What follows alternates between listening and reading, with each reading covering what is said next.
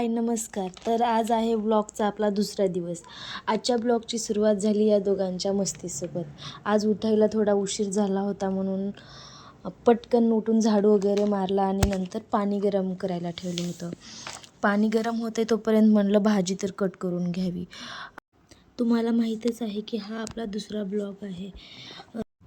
कालच्या ब्लॉगमध्ये मी तुम्हाला एवढी नीट माहिती देऊ शकले नाही, कारण मला काही समजतच नव्हतं की काय बोलावं काय नाही, घाबरल्यासारखं होत होतं. तर आज सांगते, तर मी एक हाऊसवाईफ आहे आणि त्याचबरोबर एक आई पण आहे.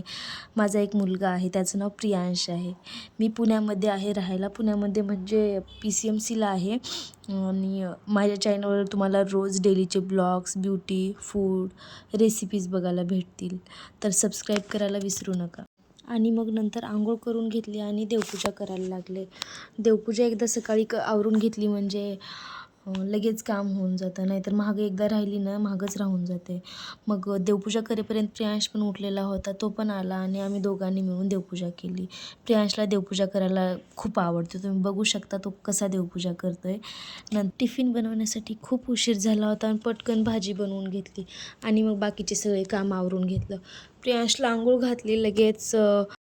तो बसला होता खेळत म्हणून म्हणलं तोपर्यंत भांडी वगैरे घासून घ्यावी.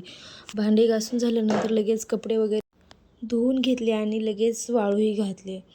आणि तुम्हाला तर माहीतच आहे घरामध्ये स्त्रियांना किती काम असतं. स्त्रियांचं कधी काम काय राहिलं आहे का? स्त्रिया घरामध्ये राहून सगळं काम करतात, तरीसुद्धा सगळेजण बोलतात की घरामध्ये असतंच काय काम. तर हे घरातलं काम आहे, आपल्याला करावंच लागतं. हा बघा, याला कलिंगड खाऊ वाटत होता आणि हा फ्रीजमध्ये जाऊन कलिंगड घेऊन आला आणि मला म्हणत होता मला कलिंगड कट करून दे. आणि मग काय त्याला कलिंगड कट करून दिला आणि मी पण थोडं खाल्लं. तर असा होता माझा आजचा दिवस. तुम्हाला कसा वाटला नक्की कमेंट करून सांगा. Bye bye.